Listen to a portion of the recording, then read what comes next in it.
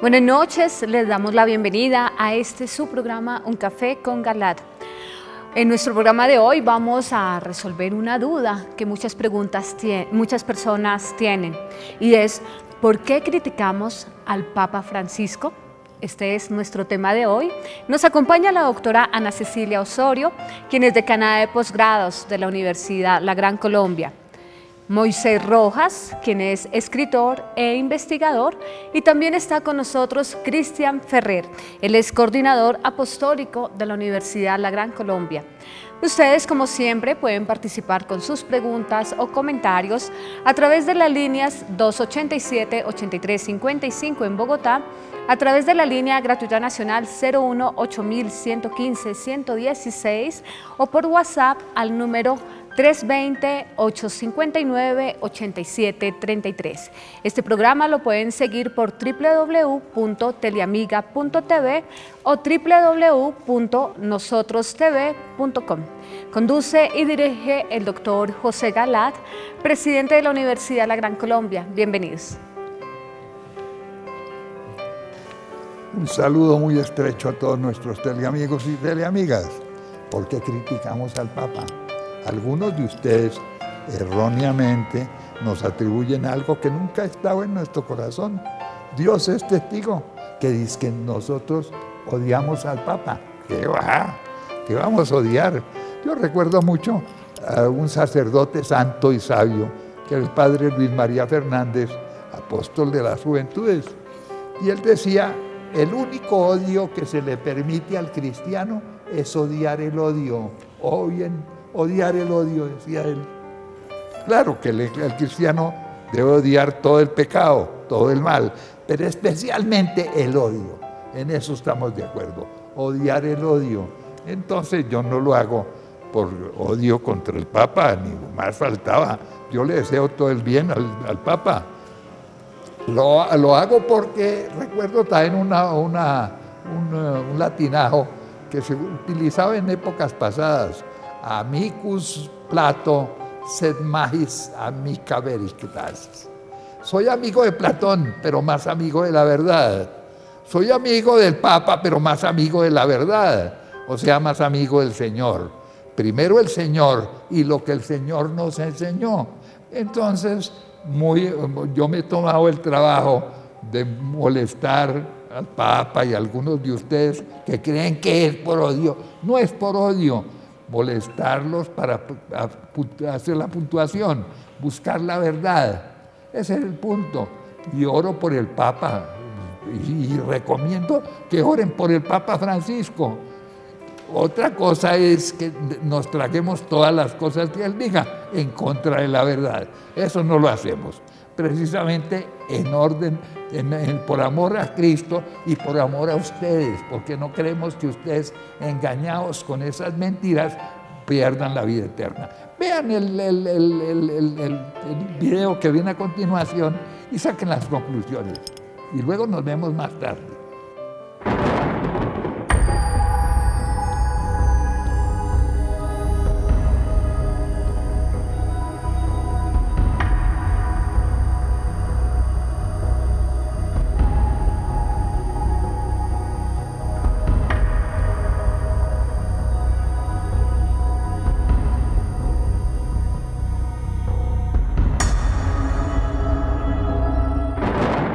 ¿Por qué criticamos al Papa Francisco? Parte 1. Reducción de la Eucaristía a un recuerdo. En el programa anterior titulado Abominación de la Desolación, pone Francisco en marcha, emitido el 5 de julio de 2017, nos referimos a las afirmaciones del pontífice Bergoglio, quien reduce la Santa Misa prácticamente a un simple recuerdo de la Última Cena y de los sucesos del Calvario. Esto contra la expresa y tradicional enseñanza católica de que la Eucaristía es el corazón de la Iglesia, compuesta tanto por la transformación real del pan y del vino en el cuerpo y la sangre del Señor, como de la comida sagrada que se da a los feligreses. Convertir la misa en una simple memoria es hacer que el recuerdo de la celebración de la Eucaristía sea más importante que la Eucaristía misma. De este modo, la memoria de ella, que es lo secundario, se impone como lo principal, sustituyendo al sacrificio de Cristo y al consiguiente banquete de su cuerpo y de su sangre. En pocas palabras, el sacramento y misterio eucarístico termina convirtiéndose en un simple recuerdo histórico, desalojando a los actos recordados. Así se deja sin fundamento la inspiración clave de la fe divina, puesto que en la Eucaristía se actualiza siempre de manera viva y real el sacrificio del Señor. Recuerden el ejemplo que pusimos de la independencia en un país. Cuando los ciudadanos la celebran, solo pueden recordarla, pero no pueden actualizar esta independencia. Esta ya se cumplió una vez en el tiempo y puede solo recordarse pero no revivirse o actualizarse. En cambio, la Eucaristía es más que un recuerdo, es una actualización de lo recordado. Por tanto, sí se revive y sí se actualiza cuantas veces se realiza. Si la Eucaristía se convirtiera en una simple memoria, como pretende el Papa Francisco, la Santa Misa se protestantizaría, es decir, se convertiría en una simple celebración, en un servicio a la asamblea, al estilo de los que ejecutan sectas separadas de la Iglesia, en las que no se reconoce la maravillosa presencia de Cristo real en las especies del pan y del vino. La misa entonces se transformaría en un mero gesto de sentimentalidad. No nos digan que esta crítica a las declaraciones del Papa Francisco la hemos hecho sacando sus palabras de contexto. No, en ningún momento la hemos sacado de contexto. Han sido fiel y textualmente transcritas. Las hubiéramos sacado de contexto si se dejaran tanto sin antecedentes como sin consecuentes, es decir, sin relación ni con lo que dijo antes ni con lo que dijo después. Pero nosotros no hemos incurrido en este despropósito. No hemos aislado ni independizado el pensamiento del Papa Francisco de sus antecedentes y consecuentes. Entre otras cosas, porque el Papa Francisco soltó estas palabras sobre la memoria o el recuerdo sin haberse referido antes o después tanto al carácter sacrificial como de festín sagrado que constituye la Eucaristía, a pesar de haber mencionado otros temas relacionados con ella.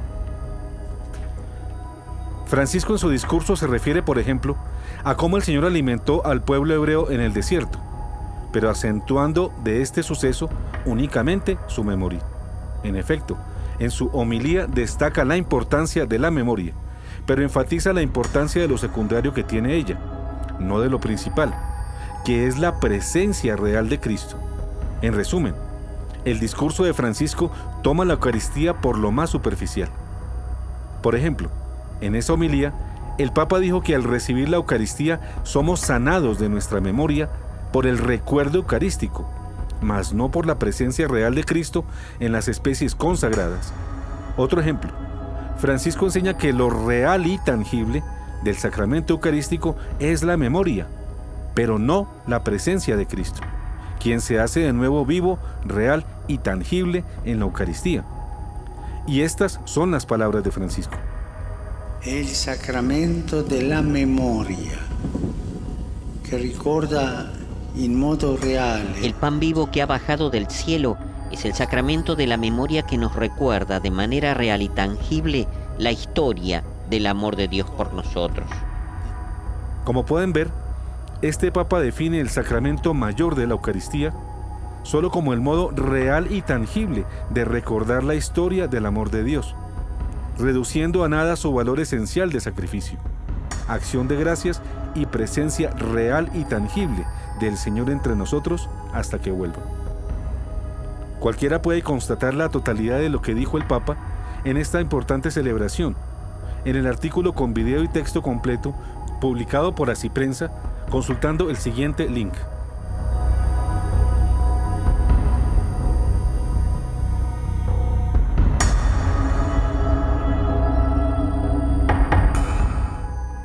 Y podrá comprobar que nosotros no hemos traicionado el contexto. Si alguien cree que nuestro análisis es descontextualizado, que recuerde que este discurso sobre el exclusivo valor memorial de la misa es reiterativo en Francisco.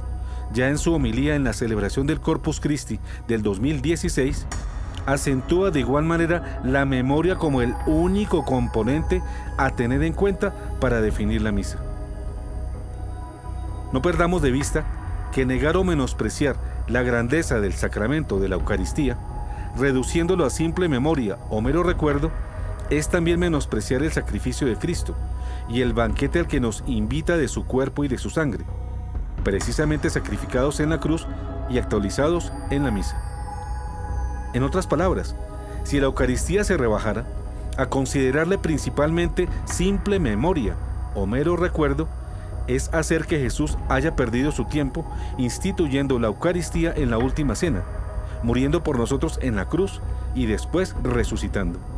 La Eucaristía es el magnífico acontecimiento vigente y real que nos permite hallarnos a tan majestuosos y misericordiosos acontecimientos, y especialmente es la oportunidad en que podemos comer el cuerpo y beber la sangre de Cristo, para tener un encuentro íntimo con Él, encuentro que no sería posible si el sacramento fuese un simple memorial histórico de lo acontecido, como pretende Francisco hacer ver ahora la Santa Misa.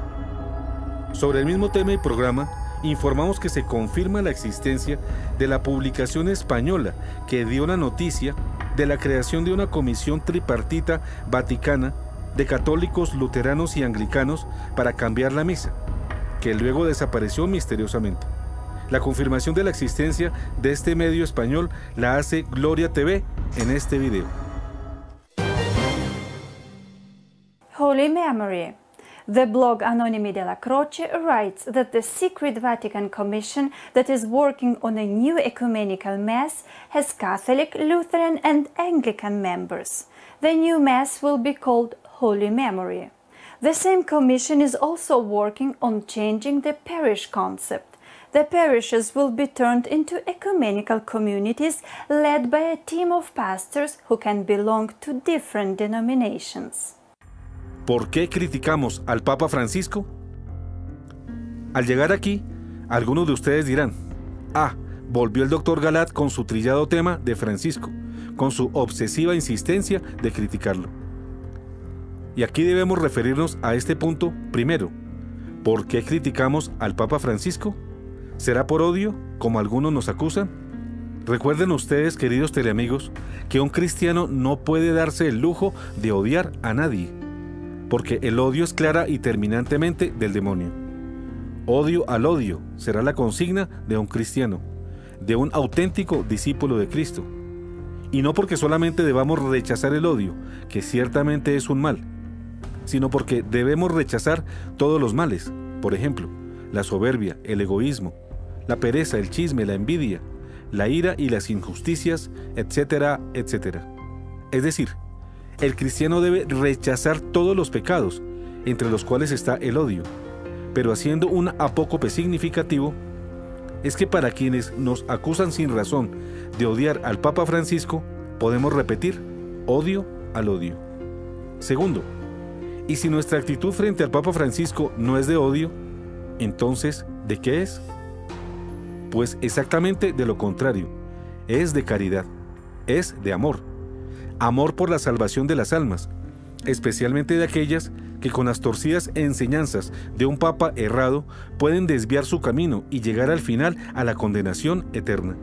Por ejemplo, cuando oímos decir de parte de él que todo el mundo se salva y que la lógica del Evangelio es que nadie se condene, es obvio que los resortes se aflojen de parte de todos, y como no hay condenación, entonces puedo hacer lo que me dé la gana. Esto puede peligrosamente conseguir que se desmovilice la gente y se dedique a la dulce vida, que dice: comamos y bebamos, que mañana moriremos y de todas maneras nos salvaremos. Es una desgraciada enseñanza que favorece todas las inmoralidades con el pretexto de que nadie se va a condenar por ellas. Y así, por el estilo con todas las demás torcidas enseñanzas del Papa Francisco, que más adelante mostraremos y analizaremos más a espacio. Criticamos a Francisco porque tenemos celo de la salvación de ustedes, y nos angustia pensar que sus errores puedan desviarlos del camino recto que conduce al cielo. Además, los que nos endilgan de odio a Francisco se convierten arbitrariamente en jueces nuestros y sin razón nos condenan. Pero al hacerlo así, violan la expresa prohibición de hacerse los jueces de sus hermanos, que en San Lucas 6:37 dice: no juzguéis y no seréis juzgados. No condenéis y no seréis condenados. Perdonad y seréis perdonados. Claro que de modo superficial pueden acusarnos dizque de convertirnos en jueces de Francisco, pero no pueden ignorar nuestros gratuitos e infundados acusadores que nuestra actitud frente a este papado es el ejercicio de un derecho y ante todo el cumplimiento de un deber, que tenemos todos los cristianos como lo establece la Constitución sobre la Iglesia, Lumen Gentium, en su numeral 37, así: los laicos, conforme a la ciencia, la competencia y el prestigio que poseen, tienen el derecho y más aún, a veces la obligación de exponer su parecer acerca de los asuntos concernientes al bien de la Iglesia. Esto hágase si las circunstancias lo requieren a través de instituciones establecidas para ello por la Iglesia, y siempre en veracidad, fortaleza y prudencia, con reverencia y caridad hacia aquellos que, por razón de su sagrado ministerio, personifican a Cristo. Debo decir aquí que al menos en 85 ocasiones he recurrido formalmente a través de las instituciones establecidas por la Iglesia a reclamar por las herejías, abusos y errores de teólogos, sacerdotes, obispos, cardenales e incluso del Papa Francisco, con resultado de un silencio sepulcral total de parte de los obispos aludidos. En efecto, primero, hace unos 5 años, en 2 ocasiones, oficial cardenal Rubén Salazar Gómez, arzobispo de Bogotá y primado de Colombia, presidente entonces de la Conferencia Episcopal Colombiana, para allegar las múltiples denuncias de muchos telamigos sobre los abusos y atropellos del clero contra la fe, en varios episodios y en diferentes partes de Colombia, pidiendo claridad y respuesta a cada denuncia. Esta misma carta, con sus pruebas y material documental, la di a conocer al nuncio apostólico, embajador del Vaticano en Colombia, Monseñor Étole Balestrero, y conversé con él durante 1 hora en la rectoría de la Universidad La Gran Colombia, con resultados negativos. La tercera vez que me dirigí al cardenal Salazar Gómez fue con una carta fechada en febrero de este año 2017, en la que le formulo 5 preguntas frente a la confusión generada por las enseñanzas del Papa Francisco que requieren de su parte una respuesta breve y contundente. Esa misma carta la hice llegar al presidente de la Conferencia Episcopal de Colombia de entonces, Monseñor Luis Augusto Castro. De ninguno de los 3 altos jerarcas obtuve respuesta alguna. También he oficiado a cerca de 80 obispos de todo el país sobre la confusión generada con Amor y Leticia, que autoriza dar la comunión a personas en pecado mortal. Y he pedido encarecidamente a cada uno que se pronuncien fielmente al respecto, como ya lo hizo el obispo Rigoberto Corredor de Pereira. Tampoco he recibido respuesta de ninguno de ellos. Prácticamente solo el acuse de recibo de 2 obispos. Así que, cumplido este requisito, he pasado a hacer estas denuncias en la televisión, un medio público del cual no puede prescindirse en el mundo actual. Toda vez que esos mismos errores también han sido propagados pública y masivamente en estos mismos medios de comunicación, tanto por algunos miembros del clero colombiano y extranjero, como por el propio Papa Francisco. En estas condiciones, ¿quién puede negar que, con razón, me he visto precisado a responder al reto histórico de la terrible apostasía que hoy padece la Iglesia, frente a la cual guarda silencio casi la totalidad de los prelados? En mi condición de creyente y católico practicante, de director de una comunidad universitaria formadora de profesionales y de fieles que, como yo, deben saber dar razón de su fe. También en mi calidad de directivo de un canal de televisión confesional católico y director de un programa de opinión acerca de la fe católica. Y esto con mayor razón cuando hay un mutismo generalizado entre la jerarquía católica local y mundial, quienes deberían ser los primeros, por razón de su oficio, en rectificar los errores contra la fe y las buenas costumbres, vengan estos de donde vengan. Razones que me obligan a actuar como lo vengo haciendo, pues las circunstancias lo requieren. Me juzgan mal aquellos que afirman que yo hago esto porque quiero ser superior al Papa o porque quiero desplazarlo. Esto no es cierto no es posible ni es deseado. Como ya lo he dicho, y Dios es mi testigo, el celo por la casa de Dios es lo que me devora, para orar de esta forma, al igual que lo expresa el salmista en el Salmo 69, verso 10, que dice: pues me devora el celo de tu casa, y caen sobre mí los insultos de los que te insultan. Ojalá ese mismo celo devore a todos los creyentes, en especial a los prelados, y a los que sin fundamento me critican. Surge pues otro interrogante: ¿los fieles podemos criticar a un papa? Esa respuesta ya la hemos dado en varios de nuestros programas. Recomendamos en especial ver el programa Un Café con Galat llamado Obedecer a Dios o al Papa, del 18 de mayo de 2016. Algunos de ustedes también argumentan que no se puede criticar al Papa porque él ha sido elegido por el Espíritu Santo, porque es sucesor de San Pedro y su voz es sagrada, porque es el representante de Dios en la tierra y es infalible, y porque la iglesia está pastoreada por el pastor que Dios mismo eligió, etcétera, etcétera. El Papa es infalible solo cuando habla ex cátedra. Descontemos primero el error de quienes piensan que todo lo que dice el Papa es infalible, porque esto no es cierto, ya que solo es infalible en las poquísimas y excepcionales ocasiones en que un Papa habla ex cátedra, es decir, con la intención expresa y clara de definir una verdad de fe. De modo que en casi todas las ocasiones en que un Papa habla, debemos escucharlo y obedecerlo, como lo dice el Catecismo, con espíritu de obediencia religiosa, pero no como la obediencia de la fe, que es a la que estamos obligados frente a un dogma, mas no a una enseñanza pontificia.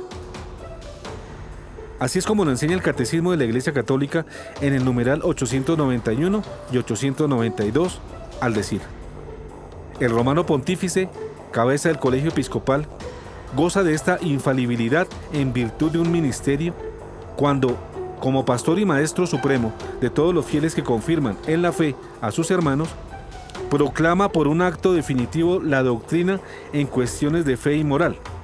La infalibilidad prometida a la Iglesia reside también en el cuerpo episcopal, cuando ejerce el magisterio supremo con el sucesor de Pedro, sobre todo en un concilio ecuménico. Cuando la Iglesia propone por medio de su magisterio supremo que algo se debe aceptar como revelado por Dios para ser creído y como enseñanza de Cristo, hay que aceptar sus definiciones con la obediencia de la fe. Esta infalibilidad abarca todo el depósito de la revelación divina. Y el numeral 892 nos dice: la asistencia divina es también concedida a los sucesores de los apóstoles cuando enseñan en comunión con el sucesor de Pedro, y de una manera particular al obispo de Roma, pastor de toda la iglesia, aunque sin llegar a una definición infalible y sin pronunciarse de una manera definitiva. Proponen en el ejercicio del magisterio ordinario una enseñanza que conduce a una mejor inteligencia de la revelación en materia de fe y de costumbres. A esta enseñanza ordinaria, los fieles deben adherirse con espíritu de obediencia religiosa, que, aunque distinto del asentimiento de la fe, es una prolongación de él. El numeral 891 del Catecismo nos habla de la declaración de un dogma mediante un acto formal, ceremonial, que es muy raro y es llamado ex cátedra cuando se da, al cual debemos acogernos todos los católicos con la obediencia de la fe, mientras que el numeral 892 habla de la enseñanza ordinaria de los obispos y del Papa, frente a la cual debemos adherirnos con espíritu de obediencia religiosa. Reconozcan pues, queridos teleamigos, que hay diferencia entre un tipo de enseñanza y el otro. Y también hay diferencia sobre el deber de obediencia que debemos en cada caso a ellos. Entonces, igualmente queda claro que es diferente la obediencia de la fe para las definiciones dogmáticas de la adhesión con espíritu de obediencia religiosa para todo lo que no es dogmático. Así que, pensar que el Papa es infalible en todo lo que dice, por el hecho de haberlo dicho, es simple y ramplona papolatría, lo cual es una idolatría y por lo tanto es inaceptable y repugnante a Dios. Elección de Francisco, serias dudas sobre su legitimidad. Que no se puede criticar al Papa porque él ha sido elegido por el Espíritu Santo, porque es sucesor de San Pedro y su voz es sagrada, porque él es representante de Dios en la tierra y es infalible, y porque la iglesia está pastoreada por el pastor que Dios mismo eligió, etcétera, etcétera. Todo esto es verdad, y debemos obediencia al Papa. Obediencia bien sea de la fe, o bien sea religiosa, pero a un verdadero Papa, a uno realmente elegido por el Espíritu Santo, no por los simples hombres, así sean cardenales. Obediencia a un verdadero sucesor de San Pedro. Obediencia a un legítimo vicario, representante de Dios en la tierra ante los hombres. Obediencia al genuino pastor elegido por Dios. Ahora bien, el Papa Francisco, Jorge Mario Bergoglio, el cardenal bonaerense, ¿será ese verdadero pastor? ¿Fue designado pastor por Dios y elegido como vicario por el Espíritu Santo? Juzguen ustedes mismos, queridos teleamigos, si el Papa Francisco es ese auténtico pontífice que nos regaló el Señor para que rigiera su iglesia, por estos antecedentes y circunstancias que de nuevo ponemos ante sus ojos, para que ustedes mismos disciernan y determinen lo pertinente. Comencemos por destacar que ya existía un ambiente de hostilidad desagradable y rebeldía manifiesta contra el benemérito Papa reinante Benedicto XVI, de parte de los prelados de los países centroeuropeos, en especial Alemania, la misma hostilidad que tuvo que soportar San Juan Pablo II. ¿Por qué esa hostilidad? Por la verticalidad doctrinaria y las irreprochables actitudes de firmeza en la fe del entonces pontífice imperante en la Iglesia. Su rectitud era insoportable para los herejes y los apóstatas modernistas, que pululaban en la Iglesia y que ahora se la han tomado. Pero existe, además de otros, un hecho grandemente significativo y de tremendas consecuencias sobre la legitimidad de la elección del cardenal Bergoglio como papa y sobre la validez de la renuncia de Benedicto XVI. Tampoco lo calificamos nosotros.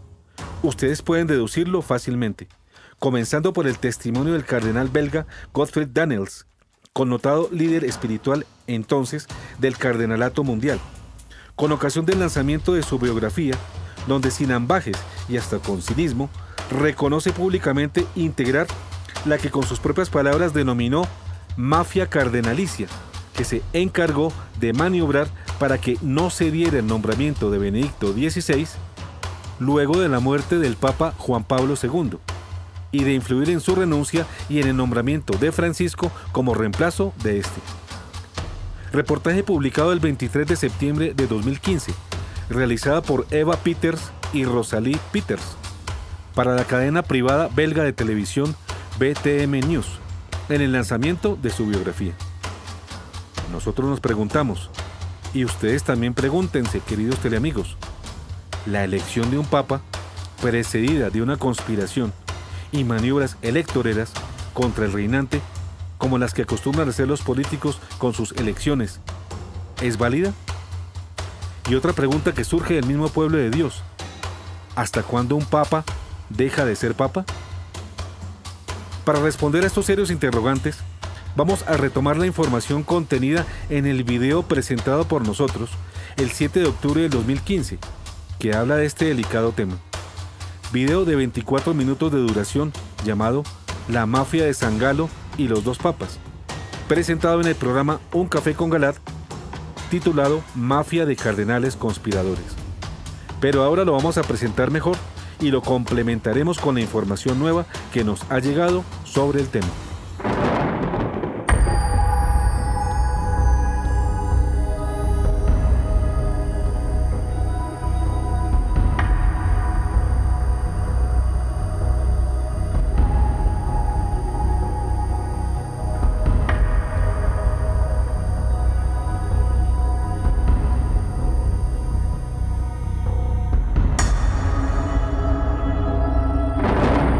¿Por qué criticamos al Papa Francisco? Fin, parte 1.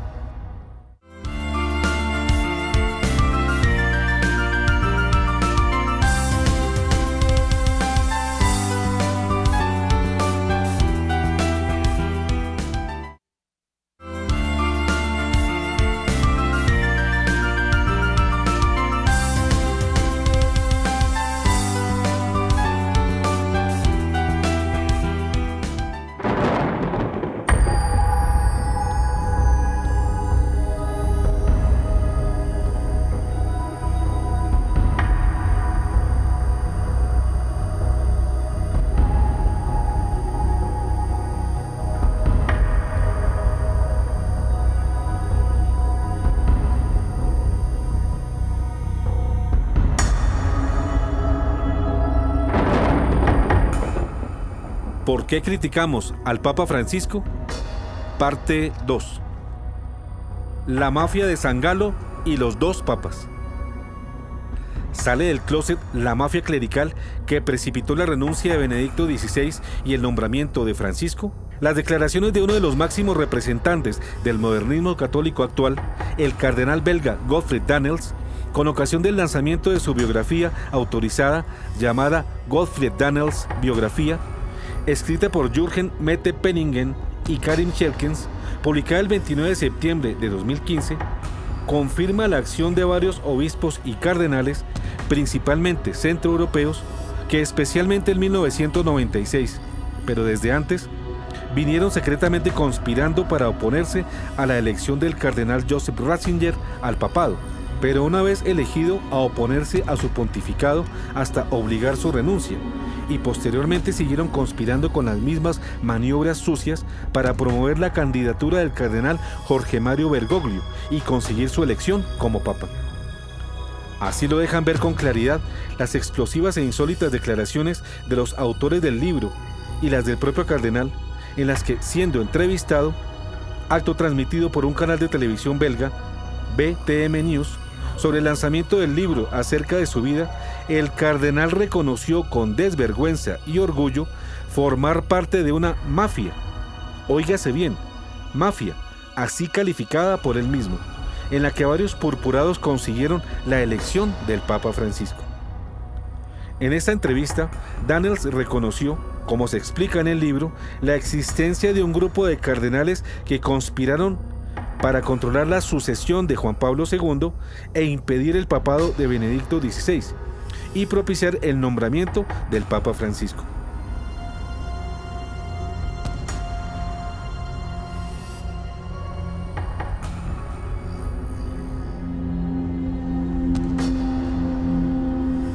De groep van St. Gallen, dat is een soort naam die deftig is.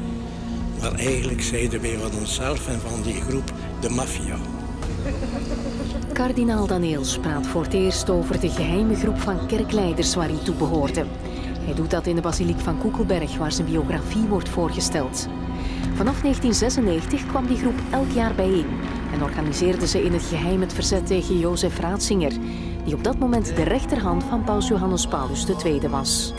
Daar waren enkele bisschoppen bij, een paar kardinalen, te veel om op te noemen, maar waar heel vrij uitgesproken werd. Er werd niks verslag van gemaakt, waar men zich eens kon uitleven. Wanneer paus Johannes Paulus II sterft in 2005, schuift de groep al de huidige paus naar voren als zijn opvolger. Maar het wordt toch Ratzinger.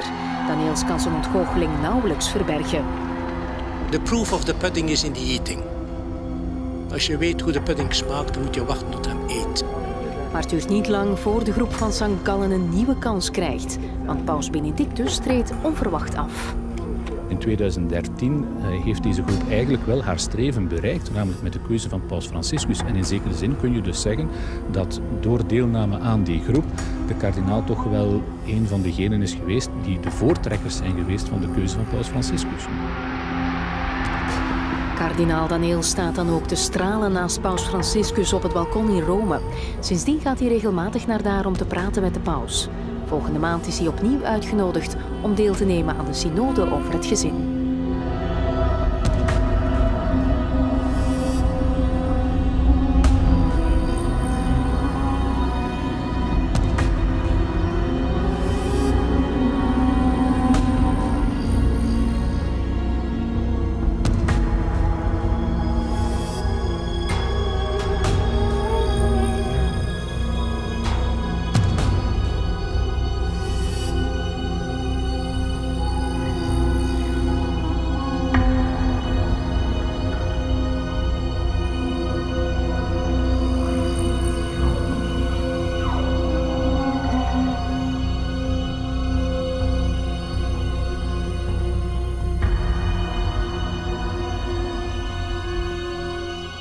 Los miembros de lo que el cardenal Daniels define burlescamente en el video como mafia.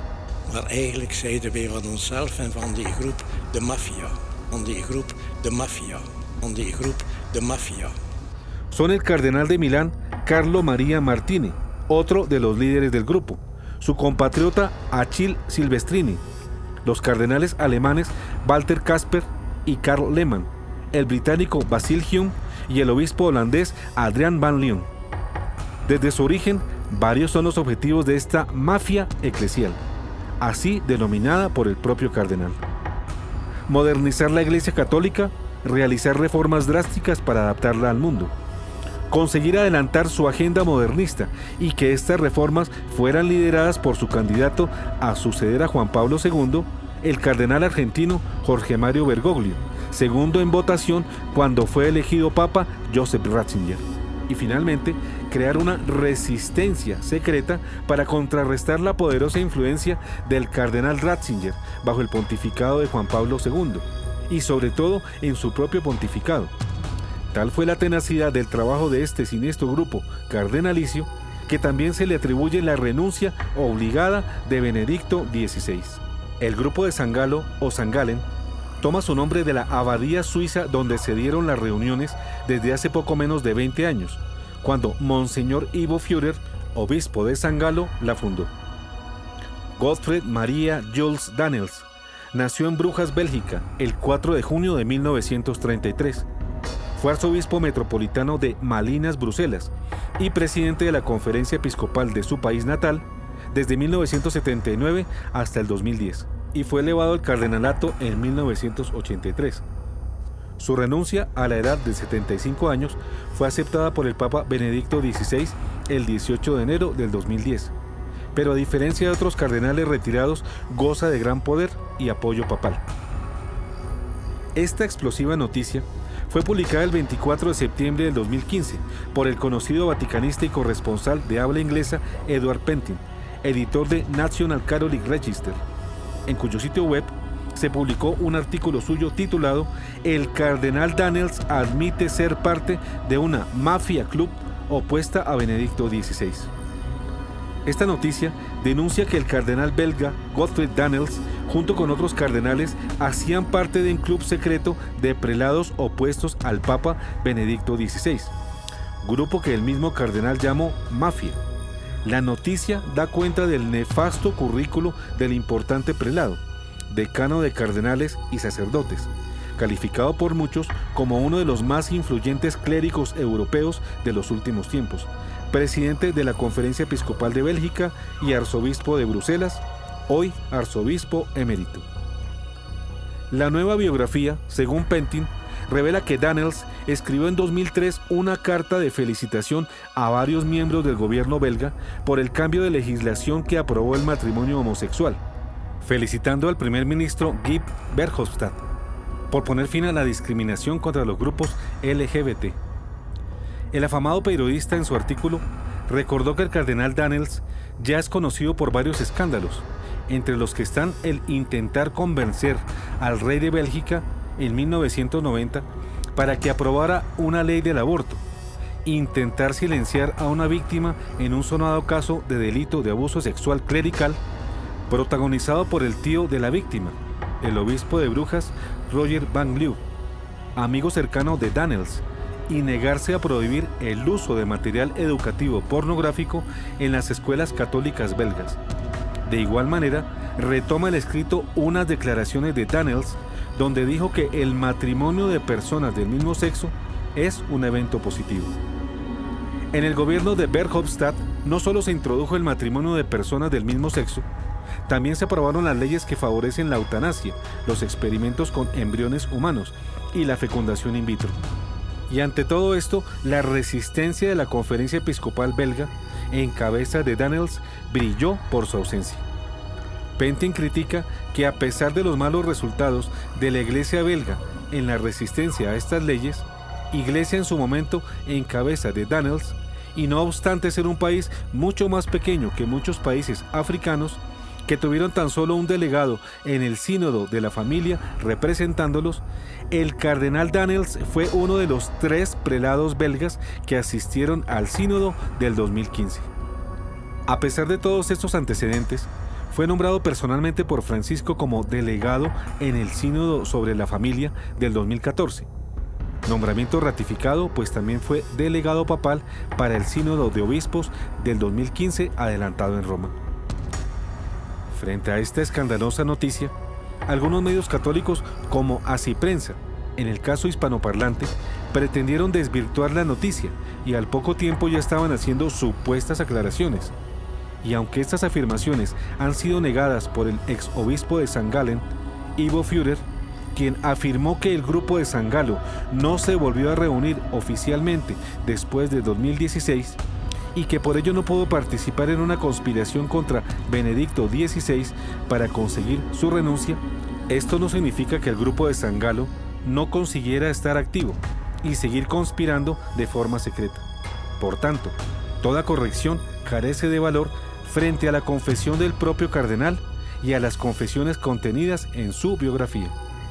Con estas declaraciones, es el mismo obispo Ivo Führer quien acepta que este grupo existió.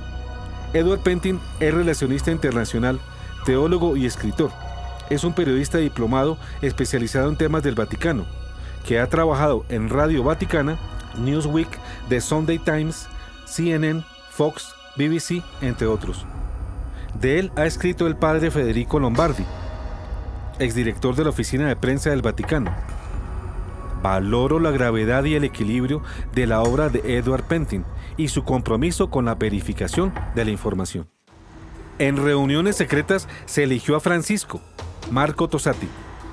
La noticia fue también publicada al otro día por el famoso vaticanista Marco Tosatti, principal corresponsal de religión para el diario italiano La Stampa, quien aporta importantes nuevos datos. En efecto, el 25 de septiembre de 2015, apenas 10 días antes de iniciarse en Roma el Sínodo de Obispos sobre la Familia, en este artículo publicado en italiano por La Stampa y también en inglés por Rorate Shelley y varios medios norteamericanos, Marco Tosatti afirma que según la información que contiene la biografía de Gottfried Daniels, escrita por Jürgen Mette-Penningen y Karim Schelkens, la elección de Jorge Mario Bergoglio fue el resultado de reuniones secretas que sostuvieron algunos cardenales y obispos, organizados por Carlo Maria Martini, y tuvieron lugar durante varios años en St. Gallen, Suiza. También publica Tosatti que Daniels, según los autores de la biografía, había trabajado durante años para prepararse para la elección de Francisco, que tuvo lugar en el año 2013.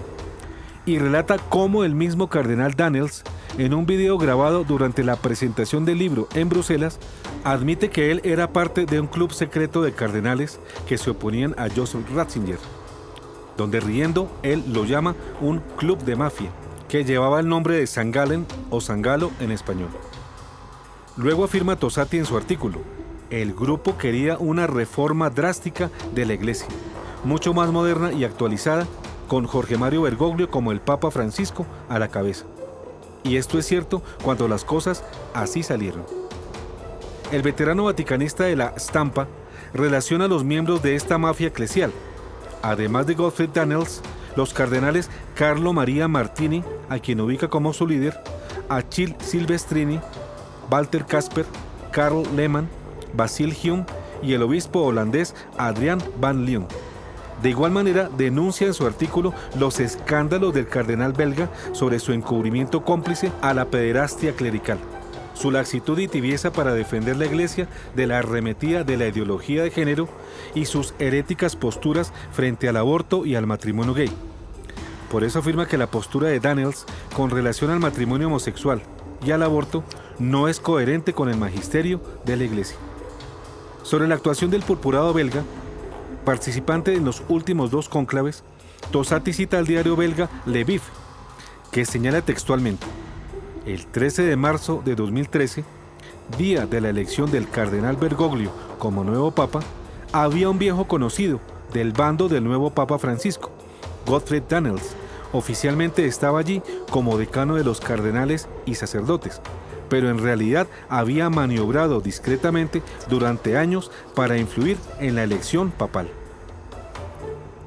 Marco Tosatti es escritor y periodista italiano, autor de más de 15 libros de corte histórico y religioso. quien trabaja en el diario italiano La Stampa desde 1970. Es el famoso vaticanista que se convirtió por seguir a Juan Pablo II. Según esta noticia, el director de esta mafia cardenalicia fue el extinto cardenal de Milán, el jesuita Carlo Maria Martini, quien falleció en el 2012. Así lo sostienen Mette Penningen y Schilkens, los autores de la explosiva biografía. Además, Roraticelli, medio norteamericano que replicó el artículo de Tosatti, analiza el hecho y afirma lo siguiente al finalizarlo. Desde el último viernes, sábado temprano, fecha de publicación del libro, los biógrafos de Daniels están tratando de arreglar el lío que crearon al revelar la mafia que primero hizo un infierno la vida en los últimos años de Juan Pablo II, trató de elegir a Bergoglio en 2005, hizo un infierno de la vida del Papa Ratzinger, depuso a Benedicto XVI y finalmente eligió a Bergoglio en el 2013. Y ahora están tratando de decir que en realidad no dijo lo que realmente dijo. No cooperaremos con esa blanqueada. Este es un asunto extremadamente grave que toca la piedra angular de los eventos de 2013. Y Daniels, tan orgulloso de haber sido un depredador y un maestro de reyes que no temía revelar tanto, sabe la gravedad de lo que reveló y ahora quiere echarse para atrás por miedo. Hizo lo mismo cuando se enfrentó con la verdad en el escándalo Van Lowe, obispo de Brujas que abusó de su propio sobrino. Fingió que no tenía nada que ver con eso, pero eso no pasará. Se profundizará, no se irá. Termina Roraticelli. Todos los cardenales que conspiraron de este modo para elegir un nuevo papa, como lo confiesa el cardenal Daniels, según las leyes de la Iglesia, quedan excomulgados y por fuera de ella, según está consignado en la nueva Constitución Apostólica Universi Dominici Gregis de San Juan Pablo II, en su artículo 79, 80 y 81. Por tanto, toda elección o nombramiento así hecho es nulo. De eso hablaremos adelante en detalle. Obispos alemanes humillan a Benedicto XVI. Frente a las palabras del cardenal Gottfried Daniels, enemigo declarado de Benedicto XVI, retomemos lo dicho al comienzo, acerca de la hostilidad reinante en contra del Papa Benedicto XVI, y hablemos de un incidente que pasó inadvertido por la prensa mundial, que se convierte ahora en un serio antecedente a tener muy en cuenta. Se trata del desprecio y la falta de respeto del que fue objeto el Papa Benedicto XVI por parte del clero alemán, en su visita a ese país en septiembre del 2011. En el video claramente se observa a Benedicto XVI luego de ser saludado con gran respeto por los dignatarios del gobierno alemán, en cabeza de su presidente Christian Wolff. En el momento de ser saludado por sus anfitriones, los cardenales y obispos alemanes presentes, sufrió un monumental desaire, pues todos los purpurados saludaron al presidente federal Wolff, pero le negaron el saludo al vicario de Cristo, quien de forma casi infantil hizo el penoso recorrido con su mano derecha extendida hacia sus hermanos, sin que fuera estrechada por la mayoría de ellos. El hecho quedó registrado para la televisión mundial así.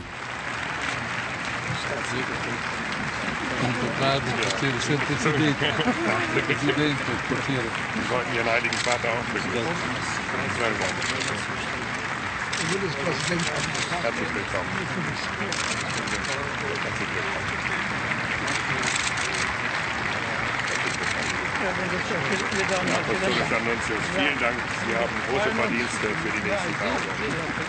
Grüß Gott. Grüß Gott. Grüß Gott. Schön, so viel vertraute Gesichter zu sehen. Danke für die Einladung. Wir freuen uns und danke, dass Sie Ihre Einladung angenommen haben.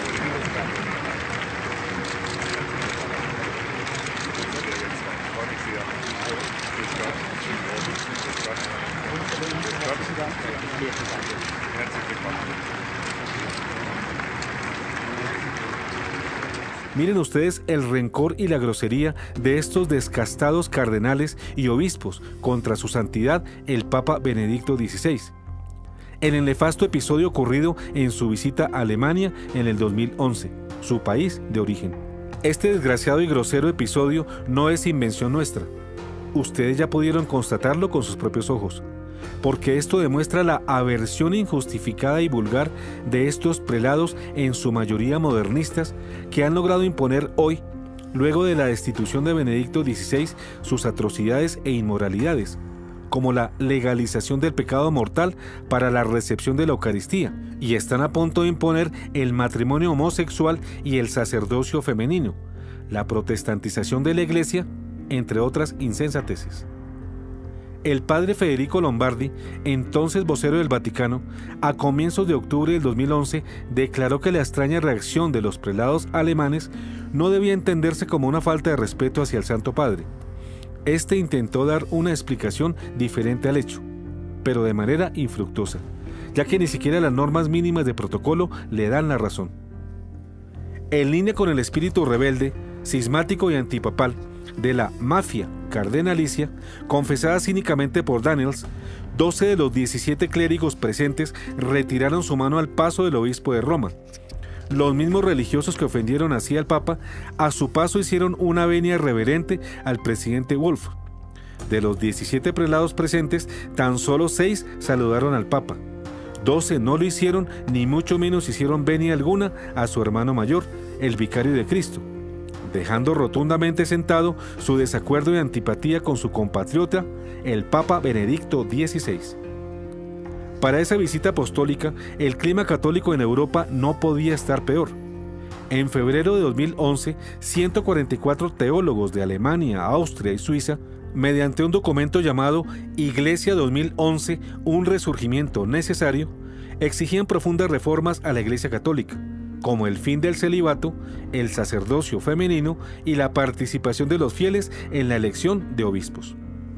En mayo de este año, 900 iglesias en Holanda habían sido cerradas, 300 de ellas demolidas, 300 ocupadas por nuevas formas de fe, las restantes convertidas en apartamentos, bares, restaurantes, nightclubs, oficinas, etc., debido a la disminución del número de fieles, de vocaciones y a la baja de ingresos.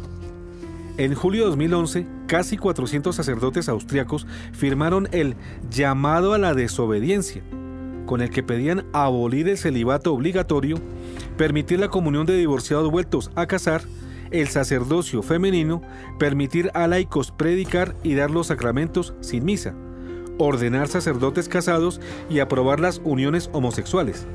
Este movimiento cismático se extendió a Irlanda, Alemania, Francia, Suiza y Eslovaquia, con simpatizantes en Estados Unidos, América Latina y Australia, y ahora en todo el mundo, muchos de los cuales hoy están presentes en el Vaticano y liderando la Iglesia en sus propios países.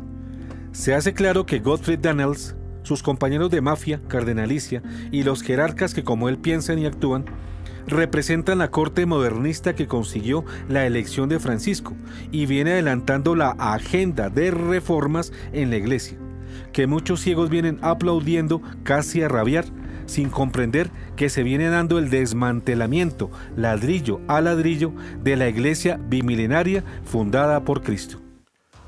El equipo de Bergoglio o Bergoglio Team.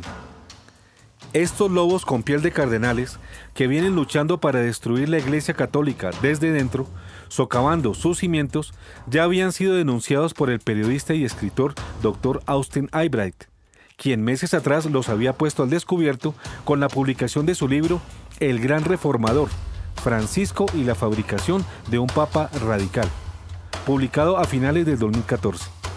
En esta biografía de Jorge Mario Bergoglio, Eyebright, a pesar de ser favorable al Papa Bergoglio, revela entre otras cosas el esfuerzo concertado de varios cardenales llamados por él el Bergoglio Team o el equipo de Bergoglio, que hicieron alianza para conseguir la elección del cardenal argentino como papa, con la condición de adelantar las reformas deseadas por sus electores.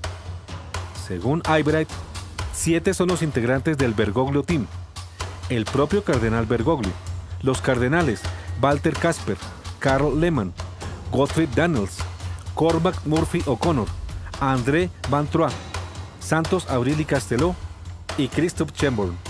El equipo también lo integran los cardenales Sam Patrick O'Malley de Boston y Laurent Monsebo de Kinshasa, Congo.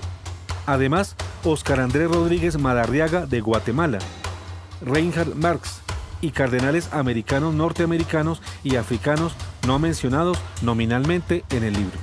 El periodista y escritor destaca a 4 cardenales como los defensores más activos de la elección del cardenal argentino: Casper, Lehmann, Daniels y Murphy O'Connor. Conocía ya las posturas heréticas de Casper y Daniels, el cardenal Lehmann niega la historicidad de la resurrección del Señor. Además afirma: yo no creo en la Iglesia Católica, yo creo en Dios. El cardenal Murphy O'Connor cree que todos los hombres, independientemente de su religión, se salvan. Las denuncias presentadas en el libro fueron desmentidas en su momento por el Vaticano a través de su portador, el padre Federico Lombardi. Pero con la aparición del libro biográfico de Daniels y sus públicas declaraciones, queda refrendada la información del Dr. Albright, contenida en su libro sobre Francisco. El Bergoglio Team existió, existe y está ahora más activo que nunca, gracias al apoyo del propio Francisco, ya que buena parte de sus miembros participan de manera activa y destacada en el Vaticano y toman las más importantes decisiones de la Iglesia Católica en la actualidad.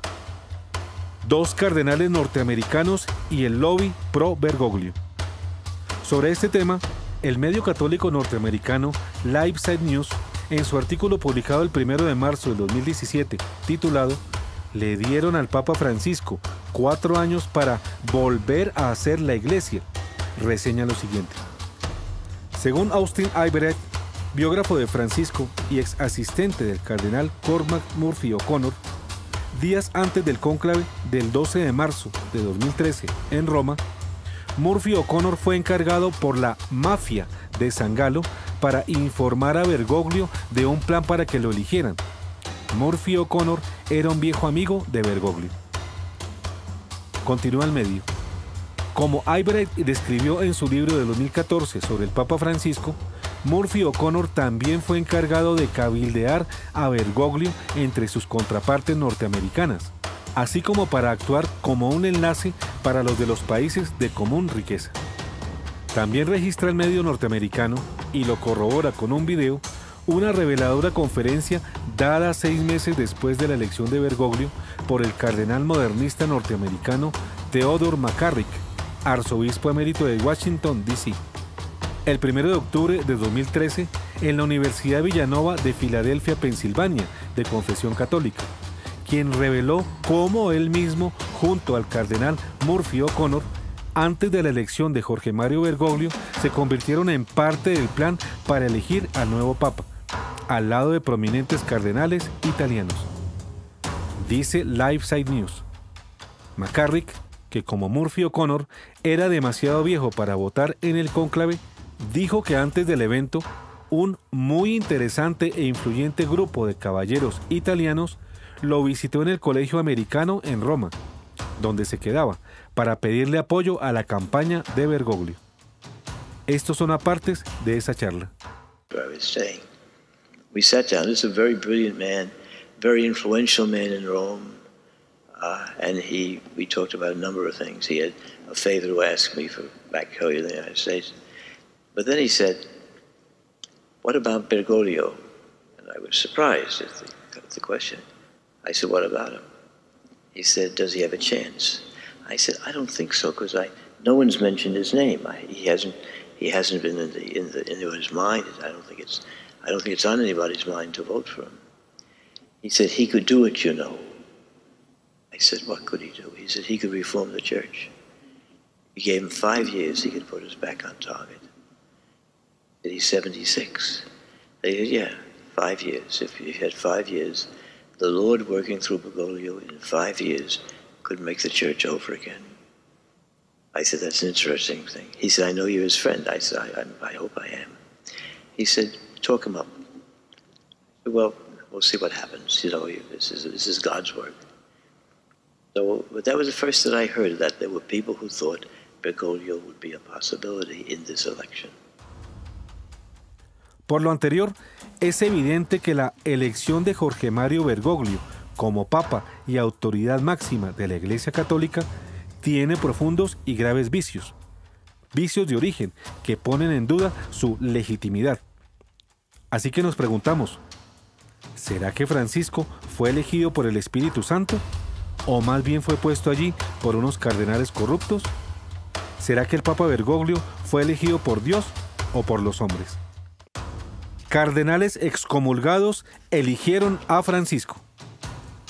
Estas maquinaciones y toda conspiración entre cardenales para elegir a un papa están expresamente prohibidas por una ley promulgada por Juan Pablo II, publicada en 1996, el mismo año de la fundación del Grupo de San Galo, la Constitución Apostólica Universi Dominici Gregis. En su artículo 79, condena las prácticas electoreras para elegir un papa y las conspiraciones consiguientes para lograrlo, so pena de excomunión late sententia, es decir, excomunión aplicable sin necesidad de sentencia, efectiva por la ejecución del mismo hecho. Esta ley reza textualmente en el capítulo 6, titulado Lo que se debe observar o evitar en la elección del sumo pontífice. Dice la Constitución Apostólica Universi Dominici Gregis, artículo 79. Confirmando también las prescripciones de mis predecesores, prohíbo a quien sea, aunque tenga la dignidad de cardenal, mientras viva el pontífice y sin haberlo consultado, hacer pacto sobre la elección de su sucesor, promover votos o tomar decisiones a este respecto en reuniones privadas. La excomunión late sententia, dada en el artículo 81 de la misma Constitución, es una excomunión aplicada a los actores de la transgresión, que opera ipso facto en el momento de cometer el acto, pues su pena ya ha sido impuesta, dice la Constitución en este aparte. Los cardenales electores se abstendrán además de toda forma de pactos, acuerdos, promesas u otros compromisos de cualquier género que los puedan obligar a dar o negar el voto a uno o a algunos. Si esto sucediera en realidad, incluso bajo juramento, decreto que tal compromiso sea nulo e inválido y que nadie esté obligado a observarlo. Y desde ahora impongo la excomunión late sententia a los transgresores de esta prohibición. Sin embargo, no pretendo prohibir que durante la sede vacante pueda haber intercambios de ideas durante la elección. Esto significa que los cardenales que conspiraron para elegir a Francisco quedaron excomulgados y a pesar de eso siguieron actuando, lo que es causa de nulidad de la decisión tomada para elegir un papa y hace inválida la elección hecha en estas circunstancias. Por ser materia grave y probada, debido al tenor y alcance de su propia confesión, es claro que luego de la declaración pública del cardenal Danneels, desde hace mucho tiempo Danneels y los miembros de su autodenominada mafia o club de San Galo estaban conspirando con maniobras indebidas e ilegales para conseguir sus oscuros planes. En efecto, todos ellos se encuentran excomulgados y por ello desde entonces están fuera de la Iglesia Católica e inhabilitados para ejercer su ministerio. Ante el grave hecho, el silencio protagoniza una vez más las actuaciones de estos lobos con piel de cardenal, que vienen apostatando de la fe y defendiendo todo tipo de herejías sin que la autoridad petrina se haga sentir y ponga un alto a este movimiento herético, que se ha tomado ya varios de los más altos cargos eclesiales, antes ocupados por verdaderos apóstoles del Señor, leales defensores de las enseñanzas de Jesucristo, del magisterio y de la tradición católicas. Con esta noticia insólita surgen graves interrogantes y horribles certezas. ¿Entonces será verdad, como dicen algunos de ustedes, que el Papa Francisco fue elegido por el Espíritu Santo? ¿No ven claro, queridos teleamigos, que el Papa Francisco fue elegido en maniobras electoreras por cardenales que por el hecho mismo de haberlas realizado quedaron excomulgados y fuera de la Iglesia e impedidos para decidir en el cónclave que eligió a Francisco? ¿No ven claro que canónicamente adelantaron una elección papal inválida?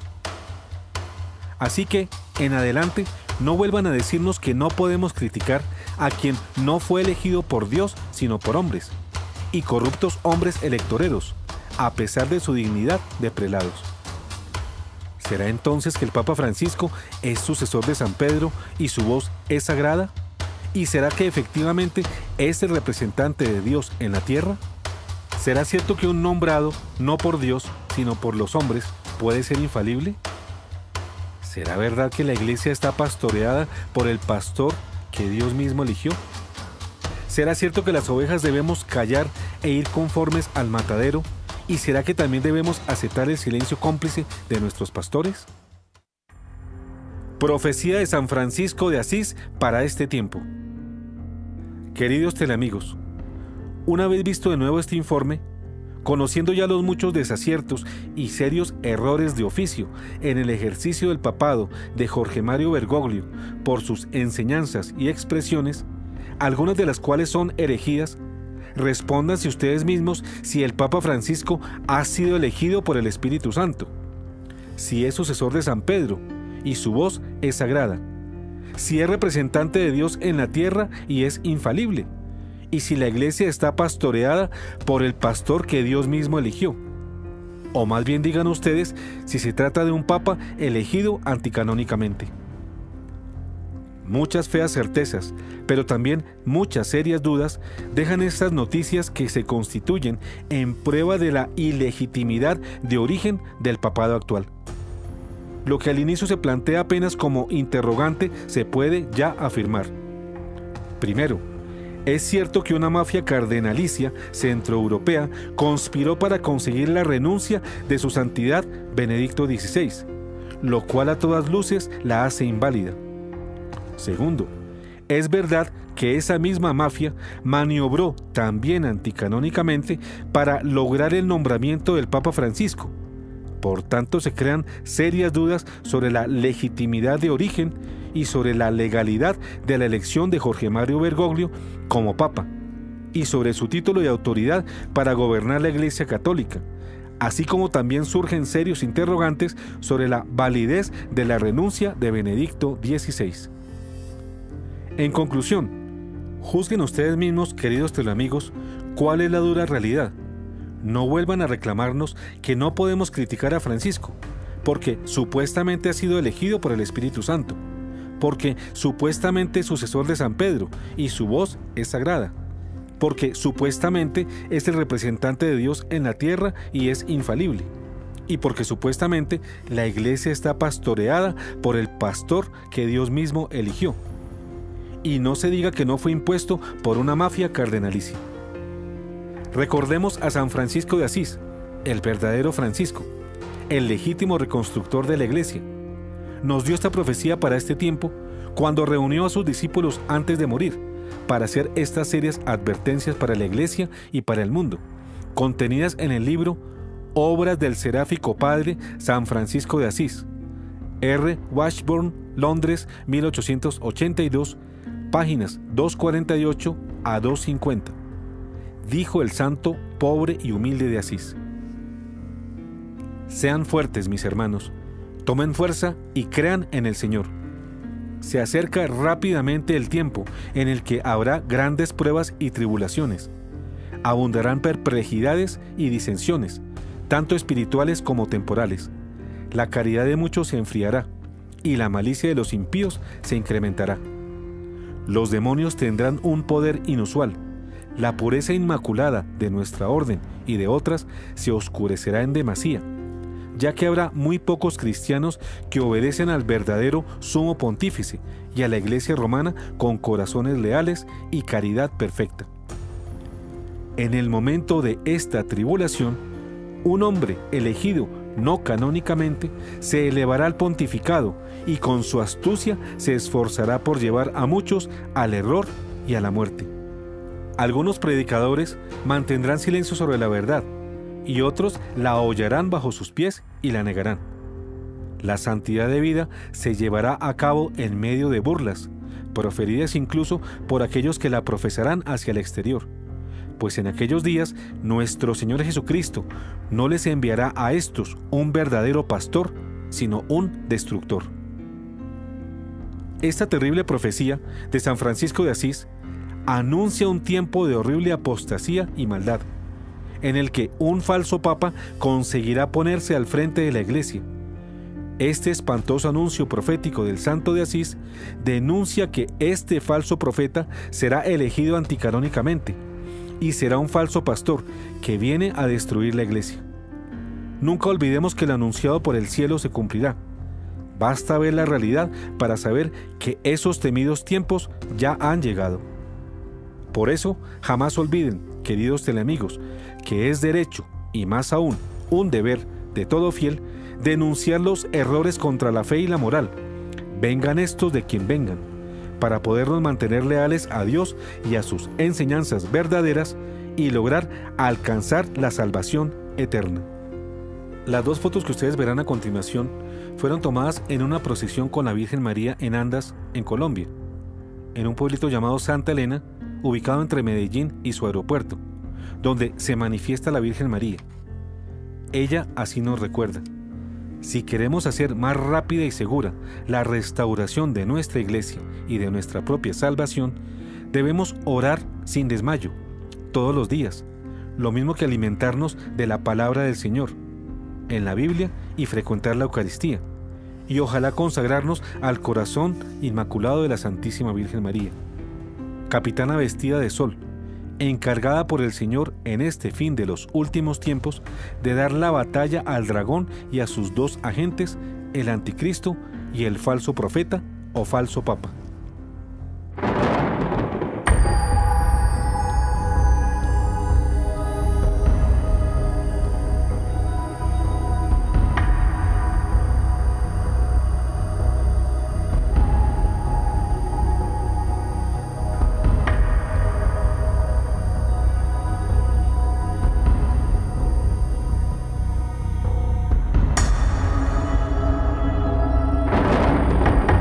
¿Por qué criticamos al Papa Francisco? Fin.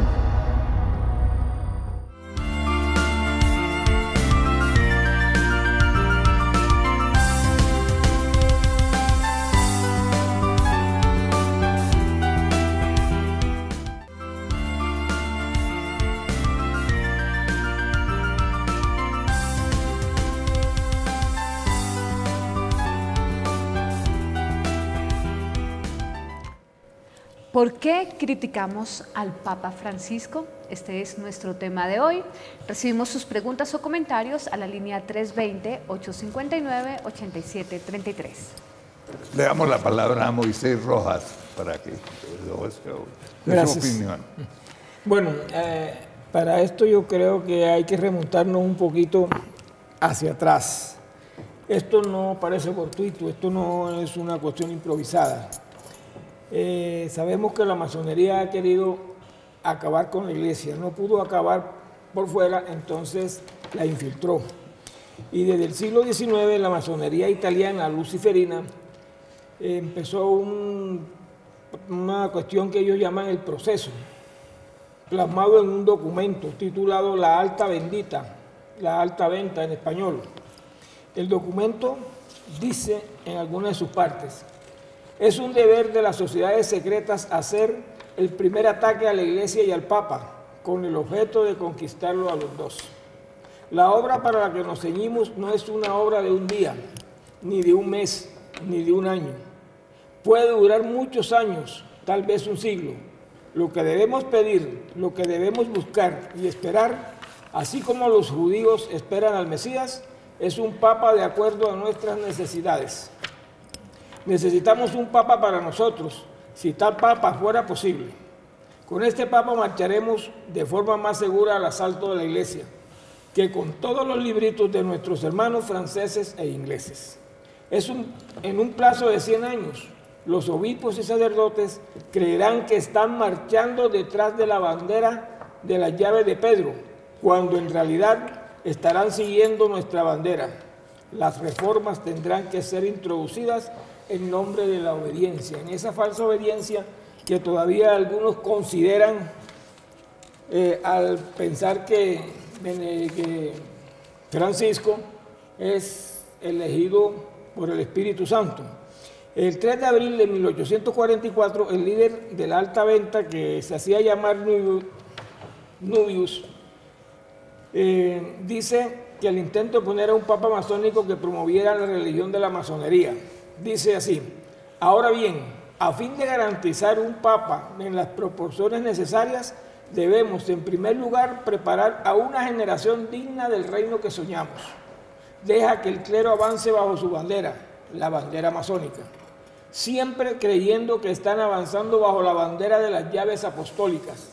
Echad la red como Simón Bar Jonás, extendiéndola hasta el fondo de las sacristías, los seminarios y conventos.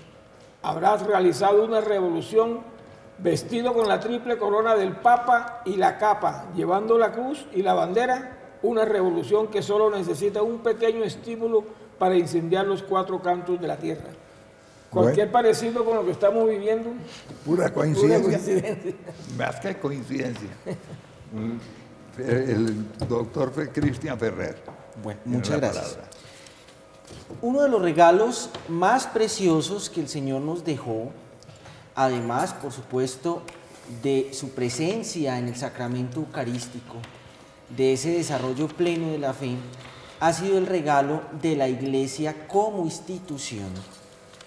La Iglesia como institución está acompañada de inspiraciones muy importantes como la tradición, como la liturgia y como el magisterio. Específicamente sobre el tema del magisterio, que consiste en la misión de enseñar las dificultades, los cismas, las diferencias nacen en el momento en que no se tiene claro el valor de este elemento tan importante que se llama magisterio. Es misión tanto de los jerarcas como de los pastores, como de los fieles laicos, enseñar, y eso se llama magisterio. Y así lo consagra el Catecismo de la Iglesia Católica cuando dice, en su numeral 889, en una parte, por ejemplo, el pueblo de Dios se une indefectiblemente a la fe bajo la guía del magisterio vivo de la Iglesia. Y en el 890 nos repite, la misión del magisterio está ligada al carácter definitivo de la alianza instaurada por Dios en Cristo con su pueblo. Y ese magisterio nos protege de las desviaciones y de los fallos y garantiza la posibilidad objetiva de profesar sin error la fe auténtica. Y finalmente dice que el oficio pastoral del magisterio está dirigido así a velar para que el pueblo de Dios permanezca en la verdad que libera. Quiere decir esto, queridos amigos, que el carisma de la evangelización y el carisma de la Iglesia como institución no se puede desviar del magisterio, no se puede desviar de la tradición, no se puede desviar de las sanas prácticas que por tantos años la Iglesia pues ha venido respetando. Al desviarnos de esto, al entender los cargos eclesiales de pronto o los procesos de evangelización solo dentro de esquemas de poder, nos estaríamos desviando de la misión inicial, que es enseñar la verdad auténtica de Cristo. Y es en donde debemos evaluarnos si tal vez de pronto estamos cayendo un poquitico en ese error. De manera personal, preguntárnoslo, porque todos estamos llamados a defender la institucionalidad de la Iglesia. Muchas gracias, Cristian. Ahora le damos la palabra a Ana Cecilia, por favor.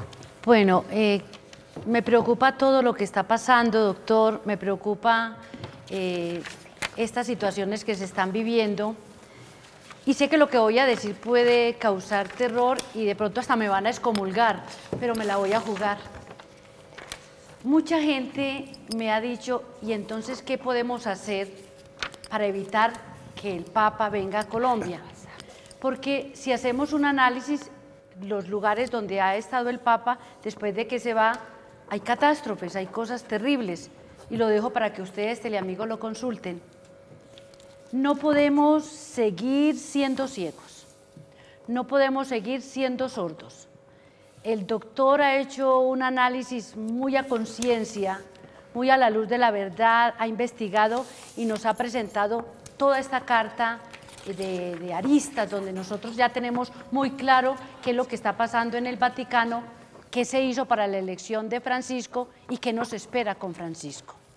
Entonces, queridos amigos, tenemos que empezar jornada de oración, una oración fuerte para que nuestro país, Colombia, sea protegido de todos esos espíritus que van a estar pasando por nuestro país con su visita. Por eso les digo, sé que me puede causar la excomunión lo que estoy diciendo, pero tengo que decirlo. Tomemos la bandera de la oración, tomemos la bandera de hacer grupos de oración pidiéndole al Señor que proteja a Colombia y que si es posible no nos visite, porque hay muchas cosas organizadas para recibirlo, pero cosas externas, pero no hay nada que diga desde lo espiritual que nos va a aportar la visita de Francisco a nivel personal, a nivel de familia, a nivel de país. Les invito a que le digamos al Señor que si es su santa voluntad, detenga esa visita y no nos acompañe, sino que nos prepare para que otros momentos más importantes podamos tener la llegada de alguien que alimente la fe y el amor de las familias y del país. Les invito a que hagamos el Santo Rosario. Yo soy muy amiga del Rosario de las Advocaciones. Leo tiene muchos defectos, pero también muchos valores, y ese rosario él lo pregona con mucho amor. Hagámoslo. Tenemos que dedicar tiempo, pero hagámoslo con devoción, unámonos 3 o 4, pidiéndole al Señor la gracia de la no visita, y el Señor, como siempre, nos escuchará.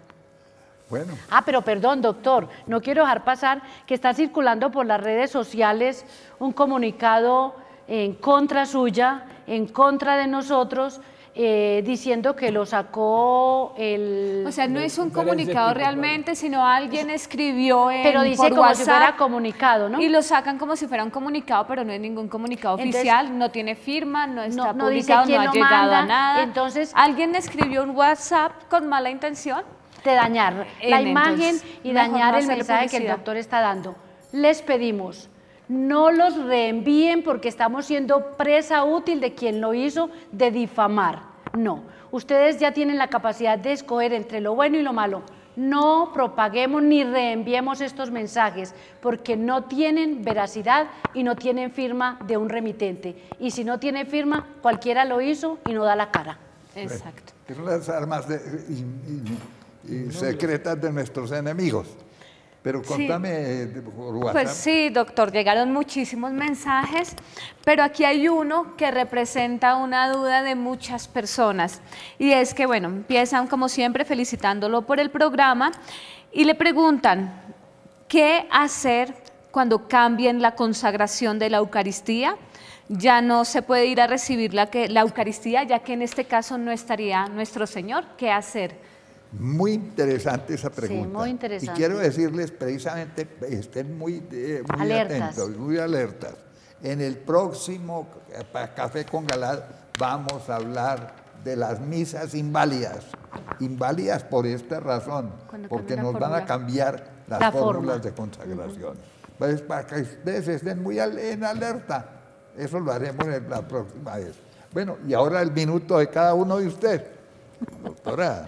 Mi minuto a seguir insistiendo, orar, orar, orar y orar. No podemos desfallecer porque el enemigo es astuto y se camufla muy fácil y nosotros no podemos ser presa útil de ese enemigo que al llegar trae miles y miles y miles de espíritus. Hay que pedirle mucho al Señor que con su mano santa, poderosa, milagrosa y bendita no permita que esos espíritus lleguen a nuestro país, a nuestras vidas, a nuestras familias. Recuerden que necesitamos un país convertido, un país con fe y un país que crea. No se olviden el rosario de las advocaciones y orar muchísimo a la Santísima Virgen María, que ella conserve la unidad de las familias, que ella conserve en nuestros corazones lo que su amado Hijo nos dio algún día, y es ese amor por la Iglesia, esa fe tan grande. Y de verdad, doctor, que el trabajo en el que usted se ha comprometido es causa de que muchos no lo entiendan y muchos lo estén criticando y casi que crucificando, diciendo que usted le está dando más gusto al hablar de Francisco, a decir las cosas malas y no a colocar una situación mediática de ver cómo se remedia. Pero es que para poder remediar hay que conocer el mal y cuando conocemos el mal podemos buscarle la solución a todo esto que se está dando en el país. Moisés, tu minuto. Bueno, la Biblia es un libro que se cumple a cabalidad. Y si nosotros leemos la Biblia y damos un vistazo a nuestro alrededor, todo se está cumpliendo. En Daniel 11:31 dice, profanarán el santuario y la ciudadela, abolirán el sacrificio permanente. Clara alusión al Vaticano y clara alusión a la Eucaristía. También en las redes están diciendo que vamos a ser excomulgados. Uno no está obligado a obedecer a quien es desobediente. Uno no está obligado a obedecer a quien es hereje. Un hereje tampoco puede excomulgar a alguien que está defendiendo la fe, la sana doctrina. Yo invito a que alguien, porque también nos tratan de herejes, que nos digan una herejía que hayamos dicho aquí. A ver, yo reto a quienes afirman eso muy olímpicamente, muy irresponsablemente, que nos digan cuál es la herejía. A ver, y lo discutimos aquí a ver si tenemos o no razón. Todo lo que hemos dicho aquí durante todos los programas es básicamente basado todo en la Biblia y en el Catecismo Católico. Bueno, tu minuto. Muy bien. Bueno, quiero aprovechar mi minuto antes rescatando la valiosa frase célebre con la que el doctor Galat inició, inspirado en el padre Luis María Fernández Pulido, Pafer. Odiar el odio es el único odio que podría residir en el corazón de cualquier cristiano. Odiar el odio. Por lo demás, amar. Amar siempre al ejemplo de Jesucristo, así como amó Él. Y que en el amor también corregía nuestras pequeñas debilidades, corregía nuestros pequeños fracasos o corregía nuestros errores. Quiero invitarlos, amigos, para que se pregunten por cuáles de esos tesoros valiosos de nuestra fe, esos regalos preciados con los que contamos, a veces hemos descuidado. Y repito, primero, la tradición. Me emocioné mucho estos días cuando salió un artículo que decía que muchos jóvenes y sacerdotes, también presbíteros jóvenes, han querido, por ejemplo, volver al tradicional uso de la sotana, cuando de pronto la costumbre había sido en un momento empezar a desplazar los hábitos y la simplicidad del vestuario sacerdotal, y muchos hoy en día quieren otra vez utilizar la sotana, valorar la tradición. Otro tesoro, la liturgia y especialmente el sacramento de la Eucaristía. ¿Y cómo cuestionarnos un poco para valorarlo? Imaginémonos si un día no tuviéramos acceso a la Eucaristía como la tenemos hoy en día, si nos tocara escondernos, si nos tocara viajar muchas horas para lograr acceder a una Eucaristía, como pasa en muchos países, que tienen que asistir a la Eucaristía clandestinamente porque es prohibido ser católico prácticamente. Y muchas veces nosotros tenemos el sacramento a la vuelta de la esquina y no lo valoramos. Tercer tesoro, y lo dije hoy, el magisterio. Yo creo que nuestra iglesia, la Iglesia Católica, es una iglesia privilegiada sobre cualquier otra, gracias a la tradición de los documentos pontificios y las enseñanzas pues papales de muchos años. ¿Y qué tanto nos preocupamos por formarnos? Y por último, quiero preguntar qué tanto hemos preservado y conservado la institucionalidad de la Iglesia Católica. El Señor hace más de 2000 años nos dejó un regalo, la Iglesia. Si hoy viniera y nos dijera, yo te dejé este regalo, ¿qué tanto lo has cultivado? ¿Qué tanto lo has hecho crecer? ¿Qué tanto lo has cuidado? Si hoy hiciéramos esa evaluación con el Señor, ¿qué le podríamos responder? Bueno, tu minuto. Bueno, pues no podemos negar que estamos en tiempos de apostasía. Algo que había sido profetizado y no solamente por los videntes, sino que está realmente escrito en la palabra de Dios. Que nos queda orar mucho, hacer hartos sacrificios de amor y pedirle al Espíritu Santo que nos dé el discernimiento para estar siempre al lado de la verdad.